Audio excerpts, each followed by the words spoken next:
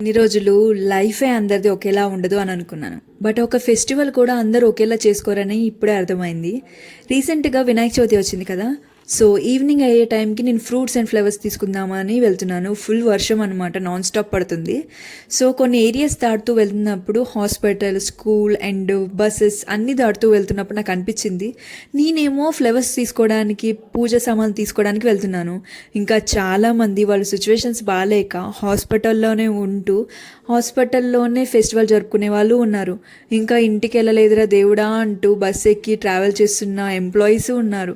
స్కూల్కి నుంచి ఇంటికి వెళ్తున్న పిల్లలు ఉన్నారు. ఇంకా ఫ్రూట్స్ అమ్మాలి, ఫ్లవర్స్ అమ్మాలి అని అంటూ ఆ వర్షంలోనే తడుస్తూ ఫ్రూట్స్, ఫ్లవర్స్ అమ్ముతూ ఒక్క రూపాయి అయినా దాచుకోవాలి అనే ఉద్దేశంతో అమ్మేవాళ్ళు ఉన్నారు. నిజంగా చెప్తున్నాను, అసలు ఎంత వర్షం పడుతున్నా కానీ ఆ ఫ్లవర్స్, ఫ్రూట్స్ అమ్మే వాళ్ళైతే అలానే ఉన్నారనమాట. అందరి లైఫ్ ఒకేలా ఉండదు, అందరి ఫెస్టివల్ ఒకేలా ఉండదు.